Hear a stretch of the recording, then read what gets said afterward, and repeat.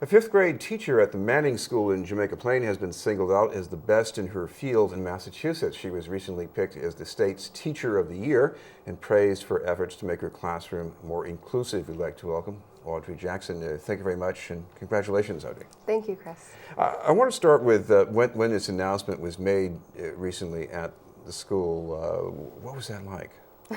Well, it was a nerve-wracking day, I would say, in part because I'm not someone who's used to a lot of attention on me. I had students advising me not to make sort of the I'm nervous face when everything came along. But it was also really rewarding and exciting to see how much my students and my partner teacher and the staff wanted to be, involved and excited, and that our whole school's accomplishments were recognized.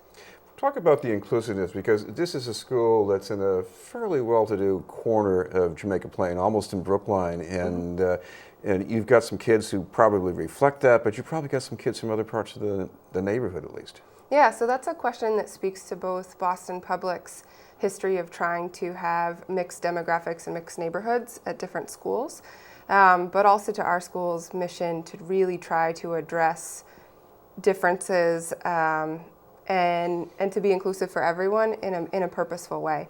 So Boston Public's assignment process really is lottery by zone, although it's shifting to be a lottery process by the location of your home as an epicenter.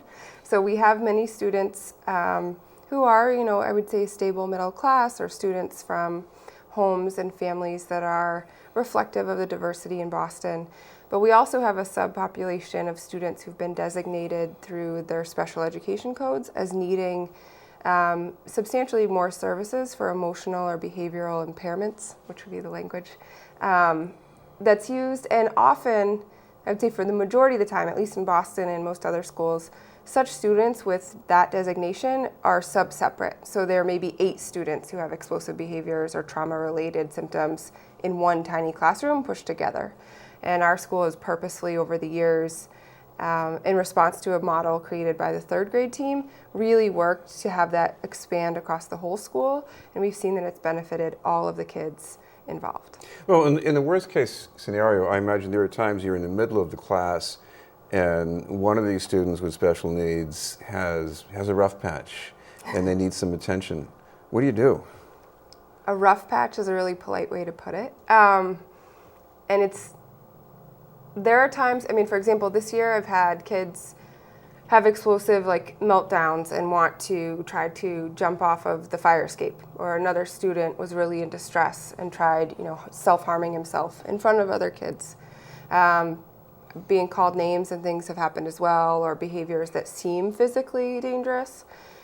What happens is at the Manning, as a result of a full inclusive approach from the beginning of the school all the way through, is that none of these behaviors are seen as purposefully malicious, but the kids understand that there are different experiences, different factors, maybe something a kid went through when they were an infant, a trigger that they have from something that they've been exposed to, maybe a mental health issue, so that it's not a purposeful, dangerous choice, but that we respond to make sure everyone is safe.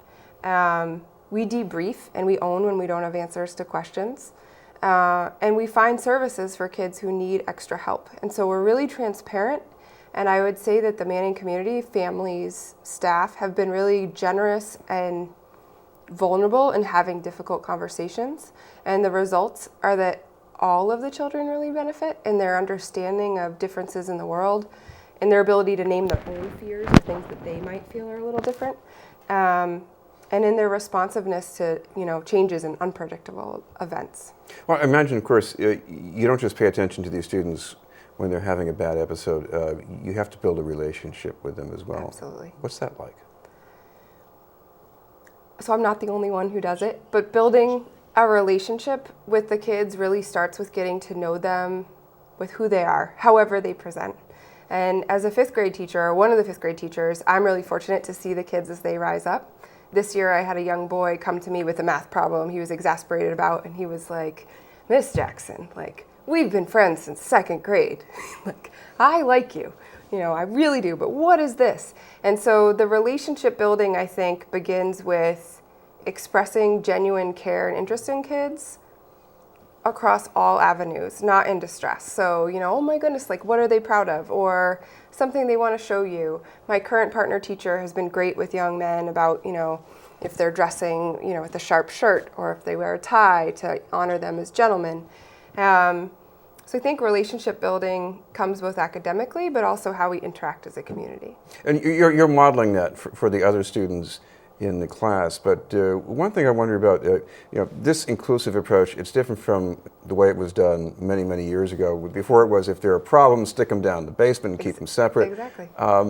Academically, you see that this is working out better? Actually, yes. So prior to my joining the Manning community in 2009, I believe, I was teaching in Dorchester, and actually a colleague of mine who went through the same graduate program started at the Manning in 2007, just like I started at the Murphy in 2007. And she and her co-teacher worked on, they really felt like the separate, we don't have a basement, but it was down on the first floor in smaller rooms and up in the big classroom on the second floor, that it wasn't meeting the needs of everyone. And so their model grew and really gained traction with what the mission, like what we wanted education to serve as this opportunity for social justice.